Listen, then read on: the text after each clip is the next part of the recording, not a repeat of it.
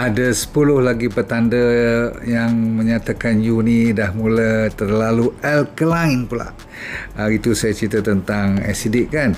Alkaline pun bahaya juga. Kalau terlebih sangat, kalau katakan pH you sampai 7.8, blood you 7.8, you boleh meninggal pun, koma dan dapat alkalosis yang teruk.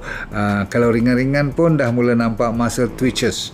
Kalau body kita alkaline, dia macam muscle tu bawah-bawah mata ni akan menguit-nguit, ataupun muscle kita tak boleh kontrol, dia menguit kat lengan. Satu. Nombor dua, you dapat alergi, otot kita boleh cramp, sendi kita boleh dapat sakit, dan you dah senang dapat dehydration pula tu.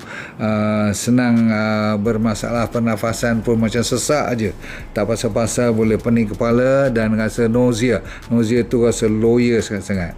Tapi kalau 7.4 cantik badan you, blood you akan rasa awet muda, rasa sihat, rasa selera makan, semua kulit pun glowing all the time. Bye.